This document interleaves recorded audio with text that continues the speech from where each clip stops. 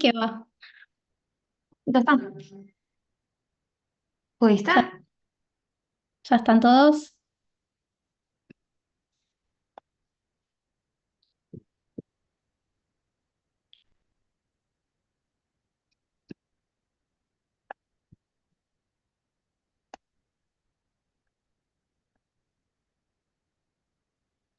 Creería que sí, Ani. Bueno, es cortita igual la clase. Dale. Ahí comparto.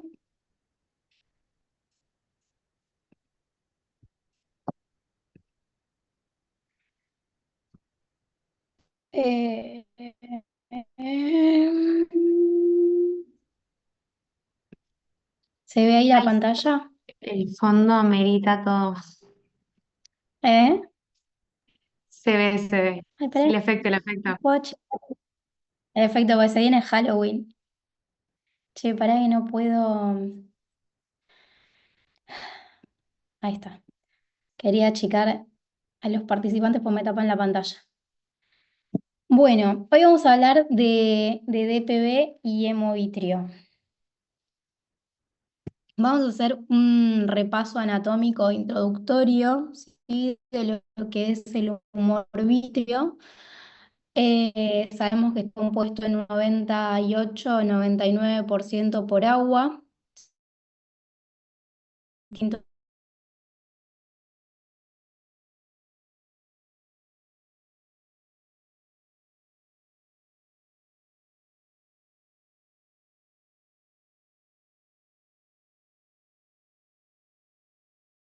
acciones, como vamos a ver después.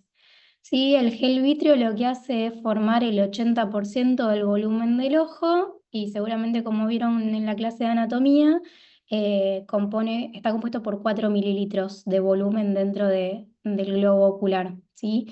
El gel vitrio está compuesto por un cuerpo central y una corteza periférica, que eso también es importante anatómicamente a la hora de ver cómo se produce el desprendimiento, ¿sí? Y lo más importante acá para después hablar de algunas patologías es saber bien cuáles son los sitios de anclaje, ¿sí? De este gel vitrio. Sabemos que la base vitria, ¿sí? Es el sitio de mayor fuerza de unión del vitrio, es por donde está la hora serrata, 2 milímetros hacia adelante y 3 milímetros hacia atrás. Eso es lo que denominamos la base vitrea. Y es la que es más difícil de desprender, incluso haciendo una vitrectomía es difícil de desprender, ¿sí? Después, otros sitios de anclaje de este gel vamos a tener en lo que son los vasos de la retina, la mácula y el borde del nervio óptico, ¿sí? Entonces vamos a ver que con el paso del tiempo lo que se van a producir son fenómenos químicos que van a ir modificando las cualidades de este gel. Entonces, cuando queremos hablar del desprendimiento del vitrio posterior, tenemos que saber qué es, cómo se produce y cuándo se produce, ¿sí? Qué situaciones la van a generar. Entonces, ¿qué es lo que va a pasar? Con el paso del tiempo, lo que pasa en todo el cuerpo, vamos perdiendo colágeno, ¿sí? Entonces, la proteólisis que se va generando en estas fibras de colágeno, lo que va a hacer es va a ir generando espacios que se llaman bolsas vítreas, ¿sí? Se genera una licuefacción que se llama sinéresis vítrea, donde el vitrio pasa de ser forme, en forma de fibrillas, y pasa a ser líquido. Entonces, lo que va a ir sucediendo es que, sobre todo a nivel posterior, se generan unas vacuolas de gel vitrio que se licuefacta. Y eso empieza a generar unos espacios que van a ir desprendiendo, ¿sí? La hialoides posterior, y eso va a ir generando el desprendimiento del vitrio. Entonces, la mayor parte de las personas que van a tener este proceso son personas mayores de 50 años, ¿sí? Por un proceso de envejecimiento natural. Ahora, si eso es lo más frecuente, pero no es en las únicas personas que puede aparecer, lo podemos encontrar de forma temprana en pacientes con miopía alta, ¿sí? Que van a tener este proceso de manera más temprana. También lo podemos encontrar en pacientes operados de cataratas, un señor que le hacemos una facorrefractiva a los 50 años, ¿sí? Estamos acelerando esta liquefacción del vitrio y podemos tener también un desprendimiento de vitrio posterior. Lo podemos generar también en pacientes que le hacemos una capsulotomía por una opacidad posterior, también podemos tener un desprendimiento del vitrio posterior. Lo podemos tener también en traumas, ¿sí? Paciente que tiene un trauma y empieza con síntomas de DPB. Entonces, ¿cuáles son estos síntomas? ¿Alguna reunión me puede decir la definición de lo que es una miodesopsia? ¿Alguien se Es anima a decir? la sensación de ver mosquitas en el aire. Bien, sensación de ver mosquitas en el aire, ¿sí? Son fenómenos entópticos, se llaman. Todo lo que sea una sombra producida dentro del globo ocular que genere una imagen, ¿sí? Producida dentro del ojo, eso es un fenómeno entóptico. Lo que tenemos acá son las miodesopsias, ¿sí? Que se van a ver como mosquitas, como larvitas, ¿sí? De color negras, grisáceas. A veces los pacientes las refieren medio transparentes, no tan oscuras. La característica que tiene es que la van a ver cuando estén en lugares con mucho contraste, ¿sí? El paciente las va a referir si está en un espacio con mucha claridad, con paredes blancas, en el cielo, ¿sí? Es raro que un paciente le diga que de noche ve las mosquitas, la ven siempre cuando tienen lugares con mucho contraste. Bien, y eso se asocia al desprendimiento del vitrio posterior. Ahora, además de las miosopsias, podemos tener fotopsias, ¿sí? Las fotopsias son fenómenos luminosos que los pueden ver como destellos, como flashes que refieren los pacientes, ¿sí? Y eso es importante de evaluar siempre bien el fondo de ojos, porque cuando estamos hablando de fotopsias, estamos hablando de tracciones vitriomaculares, ¿sí? Hay algo que está traccionando sobre la retina y eso es lo que genera el fenómeno luminoso. Y después vamos a ver que producto de este DPB, ¿sí? Podemos tener alteraciones a nivel de la mácula, que si nosotros tenemos una tracción o algo que esté generando una deformidad de la anatomía de la mácula, vamos a tener las metamorfopsias, ¿sí? Tenemos el cambio en la percepción de la imagen, como la última fotito que está deformada las líneas de los escalones, ¿sí? Entonces, esa es la clínica con la que se puede presentar el paciente. ¿Qué es lo que vamos a ver nosotros? A ver si anda el video, no sé si se ve con mucha claridad. Van a ver que este paciente cuando parpadea y mueve el ojo, atrás del reflejo que se ve en el cristalino, van a ver como unos hilitos blancos que pasan y se mueven, ¿sí? Eso es una de las cosas que podemos ver en la lámpara de hendidura cuando hablamos de que el vitrio ya no está forme, ¿sí? Y tiene desprendimiento. El desprendimiento puede ser parcial o total. Cuando hacemos el fondo de ojos, nosotros podemos ver con la lámpara y la lupa, ¿sí? de 90 o de 78 estos hilitos flotando, o podemos llegar a ver, como en la imagen de la derecha, ¿sí? Lo que llamamos el anillo de Weiss, que es cuando el vitrio que está adherido al nervio óptico se desprende por completo, ¿sí? Eso es como un signo patognomónico de que tenemos el DPB. Además de evaluarlo en la lámpara de hendidura, ¿sí? Nosotros podemos evaluar el DPB a través de lo que es la ecografía y el OCT, ¿sí? En la ecografía, lo que vamos a ver si arranca el video. Bien. La característica del DPB ecográfico, ¿sí? Es que lo vamos a encontrar en polo posterior, ¿sí? Que es una membrana fina, discontinua, porque si lo vemos a lo largo de todo el trayecto, ¿sí? Por momentos la podemos ver completa y por momentos desaparece. Tiene baja reflectividad, ¿sí? Quiere decir que no es muy brillante cuando nosotros la vamos a evaluar y es muy móvil, ¿sí? Nosotros decimos que tiene postmovimientos muy altos, ¿sí? Quiere decir que cuando hacemos mover el ojo al paciente mientras evaluamos esta membranita, ¿sí? Flamea fácilmente. Eso es lo que vamos a observar en la ecografía, ¿sí? También se puede ver en un principio ecos puntiformes, también son característicos de lo que es el proceso de liquefacción de este vitrio, ¿sí? Y en pacientes que no tienen DPB, nosotros lo que vamos a ver es una ecografía normal, totalmente anecoica, ¿sí? No tenemos que ver nada, se ve todo negro. Y después en el OCT, lo que nosotros podemos ver en la foto de arriba ven que hay como toda una imagen más sucia arriba y abajo se ve más negro, por así decirlo. Sí, es ese proceso de que se está licuando. Arriba tenemos el vitrio más forme y abajo ya no hay fibrillas. Ahora, cuando les decía que el proceso puede ser completo o incompleto, es porque a veces durante la separación de la hialoides posterior, ¿sí? Quedan zonas de anclaje. Fíjense la diferencia en las dos fotos de abajo entre la derecha y la izquierda, donde en una está completamente desprendida la hialoides posterior y en la de la izquierda todavía hay una unión a nivel foveal en la mácula, ¿sí?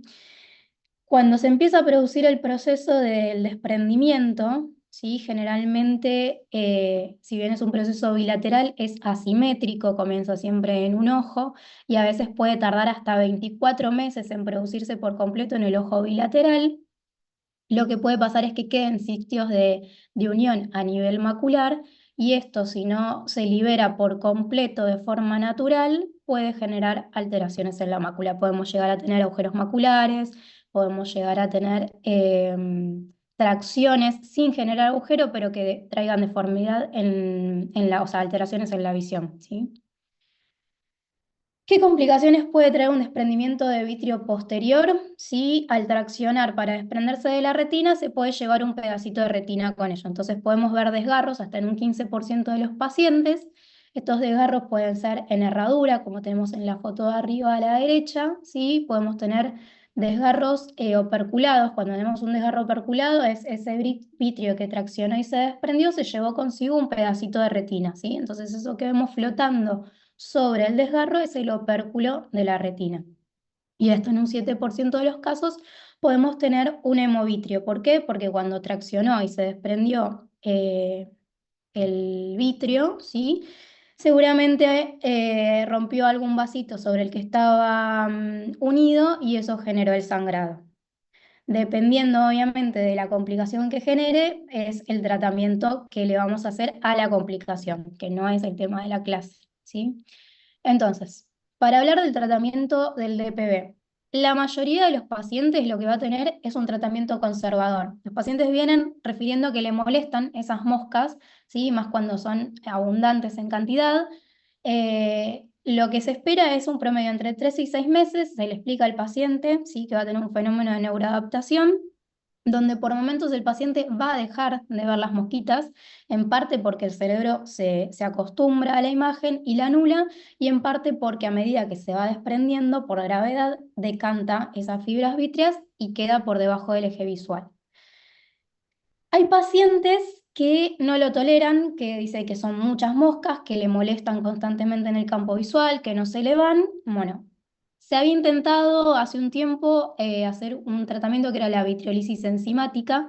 ¿Sí? Había una proteasa que se llama ocreoplastina, que lo que hacía era una inyección intravítrea y esa proteasa degradaba las fibras de colágeno, pero no tenía resultados que dejaran conforme al paciente, así que no, actualmente no se hace. Sí, lo que se puede hacer si el paciente está muy molesto es la vitriolisis con el Jack láser, es en el mismo láser donde ustedes hacen la, panfoto- la capsulotomía, ¿sí? Con lupa de polo se buscan los flóculos y se les hacen disparitos para ir destruyéndolo. No se logra eliminar la miodesopsia completa, pero si el paciente tiene flóculos grandes, tiene moscas grandes que le molestan, lo que se puede hacer es romperlo para que esas sombras que generen sean más chicas, pero no es que se va a ir por completo la sensación de miodesopsia, ¿sí? Tampoco se logra generalmente cuando los coágulos son grandes hacerlo en una sola sesión y el paciente requiere varias sesiones de tratamiento para poder romper esos flóculos, ¿sí? Y hay que tener en cuenta que puede tener complicaciones hacer el láser para romper estos flóculos. Y otra alternativa que hay, pero es a la que se trata de no llegar en pacientes que no están conformes, que están muy molestos, es hacer una vitrectomía por par plana y ahí se saca directamente todo el vitrio. Ahí sí ya no quedarían con sensación de miodesopsias, ¿sí? Con todo lo que conlleva, obviamente, hacer una vitrectomía en un paciente. Eso respecto a lo que es el DPB. ¿Alguno tiene alguna pregunta? ¿Alguna duda, algo que quiera acotar antes de pasar a hemovitrio?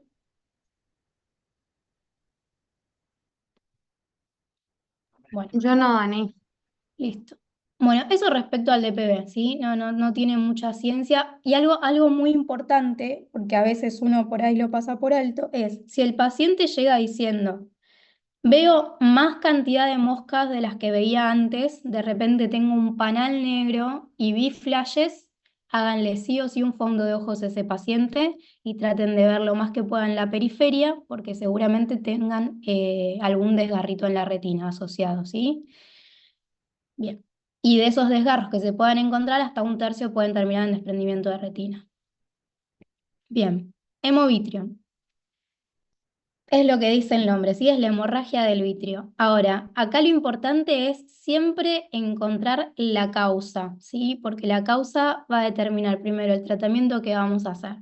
Entonces, el hemovitrio, lo que va a presentarse el paciente son con síntomas que van a variar según la gravedad del cuadro, ¿sí?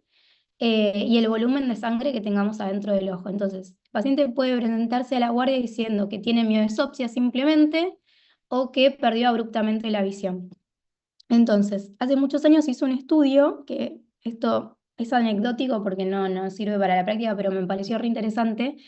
Armaron unas cámaras donde simularon el vitrio, ¿sí? Y tenían un paciente con agudeza visual de 20/20 que tenía que ver a través de un ocular. Entonces a esa cámara con el gel vitrio le iban inoculando diferentes concentraciones de sangre diluida y con eso iban midiendo la visión. Entonces, teniendo en cuenta que tenemos un volumen de 4 mililitros en el humor acuoso, en el humor vitrio, lo que fueron viendo es que volúmenes de hasta 0,008 mililitros, ¿sí? Generaban visiones de 20/20 todavía en el paciente, o sea, sangrados chicos. Ahora, sangrados de hasta 0,12 mililitros, que es un 0,3% del total del volumen vitrio, generaba agudezas visuales de movimiento de mano. Entonces va a depender la agudeza visual mucho de cuánto sangra ese ojo, ¿sí? Bien, ¿cuáles son las causas del hemovitrio? Bueno, recién nombramos una, ¿no? La del DPV agudo. Se genera el desprendimiento del vitrio posterior, eso abulsiona algún vaso de la retina y genera un sangrado. La retinopatía diabética proliferativa es la causa más frecuente de hemovitrio, ¿sí? Todo lo que genere neovasos en la retina y que sangre va a ser causa de hemovitrio. Las oclusiones de rama de vena de la retina son mucho más frecuentes que generen el hemovitrio que la de vena central de la retina, pero también la puede generar, ¿sí? Eso lo que nos va a llevar es a la generación de neovasos, ¿sí? Y eso sangra. Todo lo que sea hemangiomas, telangiectasias, todo lo que sea vaso que pueda sangrar en la retina lo puede generar. Y el traumatismo es otra causa de hemovitrio, puede sangrar a cualquier nivel, siempre que hablemos de traumas contusos cerrados, ¿sí? No hago referencia a los penetrantes. Pueden sangrar los vasos del iris, puede sangrar la pars plana, puede sangrar la retina, puede sangrar la coroides. Bien, obviamente no es lo mismo que venga un paciente al consultorio, como lo vamos a hablar, si viene con un hemovitrio espontáneo, que si refiere a un trauma. Entonces, ¿qué es lo que vamos a ver? Generalmente, si la hemorragia es completa, no vamos a poder ver mucho. A veces, haciéndolo mirar para abajo, para un costado, para el otro, logramos ver alguna arcada vascular, logramos ver la papila, pero en líneas generales, con el sangrado agudo, no logramos ver nada en el fondo de ojos. Entonces, tenemos que recurrir a la ecografía, ¿sí? Que va a ser el medio que nos va a dar más datos. Acá lo importante siempre es, como les dije recién, el interrogatorio del paciente, ¿sí? Porque una cosa es el paciente me diga que tuvo un trauma y yo tengo que ir a buscar signos en el fondo de ojo que me den la característica de cómo fue el trauma, ¿sí? A que un paciente diabético que ya sabemos qué vamos a encontrar en ese fondo de ojos, en esa ecografía, perdón. Entonces, la primera ecografía, la del medio, ¿sí? Lo que ustedes van a ver es, a diferencia del DPV, que lo veíamos en el polo posterior solamente, el hemovitrio lo vamos a ver en todo la cavidad, ¿sí? Vítrea. Puede estar más condensado o menos dependiendo del tiempo de evolución, ¿sí? Entonces vamos a ver esos ecos puntiformes, ¿sí? Que van a tener una reflectividad media, a diferencia del DPV que tiene una reflectividad baja. ¿Sí? Los posmovimientos van a ser altos también en estos casos y lo vamos a ver en toda la cavidad. Ahora, ¿cómo diferenciamos de si es una hemorragia aguda o si ya tiene días de evolución? A medida que pasen los días, lo que vamos a ver es que el coágulo de sangre se va a ir reorganizando. Entonces, en el fondo de ojos vamos a ver que empieza a tener bordes más definidos, que va cambiando el color, ¿sí? Pasa de ser rojo a pasar a ser amarronado, amarillento hacia los 10 días. Y en la ecografía lo que vamos a ver es que la fibrina de ese coágulo empieza a decantar. Entonces, a ver si me prende este segundo video, lo que vamos a ver es que la reflectividad va a cambiar, va a dejar de ser media, pasar a ser un poco más alta, ¿sí? Y empieza a decantar la sangre, entonces lo vamos a ver más hacia inferior. Otra cosa importante en los hemovitrios cuando empiezan a decantar es que si nosotros, por ejemplo, teníamos un DPB, cuando decanta la sangre y la fibrina se pega a la hialoides posterior, la engrosa, ¿sí? Entonces, nosotros a veces esto lo podemos llegar a confundir ¿con qué?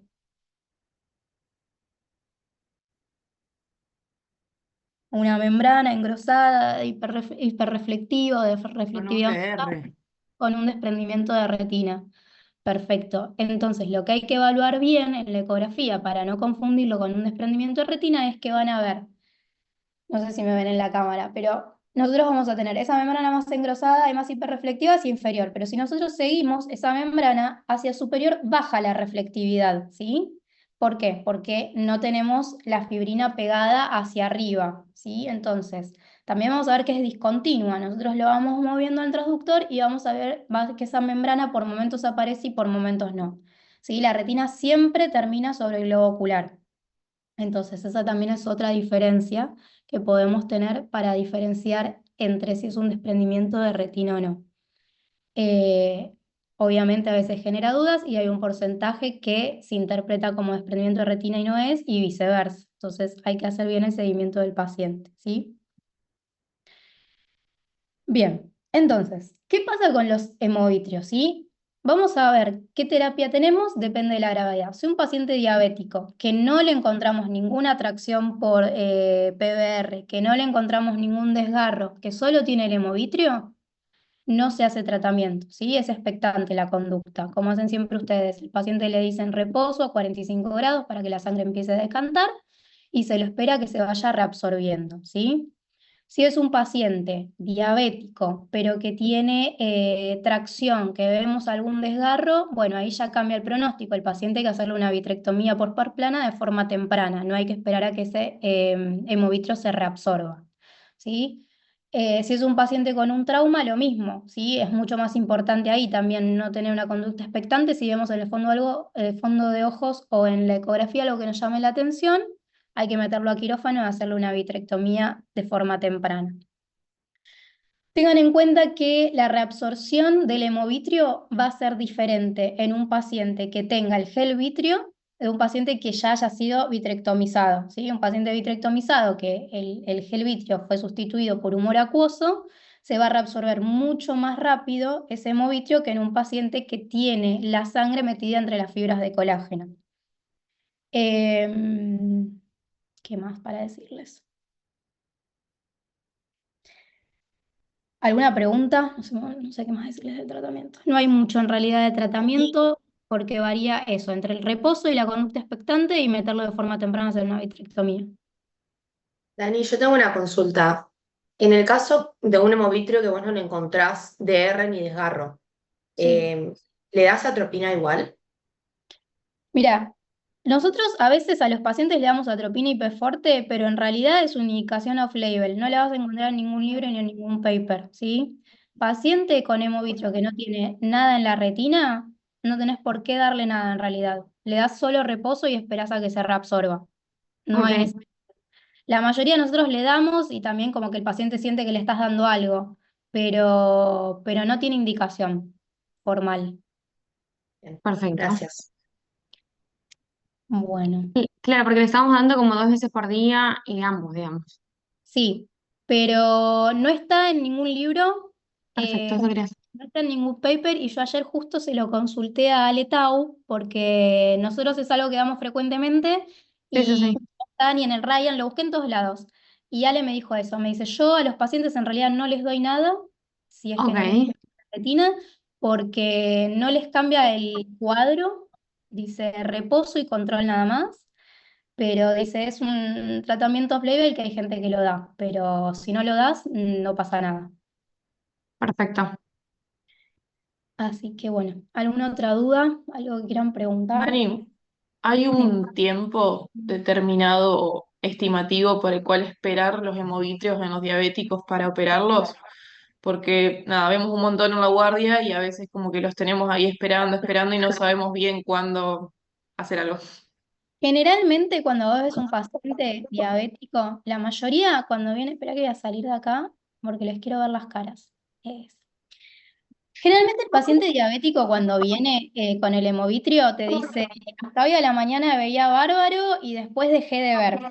Y tienen visión de movimiento de manos o cuenta de 2 a 1 metro. Obviamente le pedí todo el control metabólico, porque son pacientes que la glicosilada la tienen seguro en 10 mínimo, y les das el reposo, ¿sí? Les decís que se va a ir reabsorbiendo. Y al mes son pacientes que si no tienen, ya te digo, desgarro, ni tracción, ni una PBR que esté generando mucho destrozo en la retina, son pacientes que van a ir recuperando. Por ahí al mes ya ven 4 o 5 décimas, ¿sí? Entonces, ese paciente que va evolucionando bien, que vos no le ves ninguna atracción, lo esperás. Ustedes van a ver que después del mes, generalmente, cuando le hacen el fondo de ojos, que ya se puede ver bien, van a tener seguramente algunas áreas donde quedan algunos depósitos como niveles de sangre todavía, y hacia abajo van a ver como si fuera una condensación blanca, ¿sí? Que puede ser de tamaño variable. Bueno, esa es sangre que ya quedó la fibrina, ¿sí? Que quedaron células fantasmas, que falta que se termine de reabsorber si es que los macrófagos lo terminan de comer. Pero si el paciente va mejorando la huella visual y no tiene PBR, no le haces vitrectomía. Lo esperás 2 o 3 meses más a ver cuánto recupera, ¿sí? Perfecto. Ok, buenísimo. Pero le haces una vez que está reabsorbiendo, y no tiene tracción, le haces control por consultorio, no lo tenés en la guardia ad eternum hasta que se reabsorba todo. Perfecto, Dani. ¿Alguien más tiene alguna pregunta, chicos? Doctor Barrios, ¿qué porcentaje? No, ya le puse una la diapositiva de la interna. Bueno, Bueno, nada, es un muchísimas tema corto, gracias. ¿sí? Así que bueno, espero que les haya aportado algo. Más que nada los R1, el resto ya la tienen clara con estos temas. A todos, a todos. Muchas Muy Muchas gracias. bueno, Gracias, Dani. adiós. Chao. Gracias, Dani. Chao. Dale.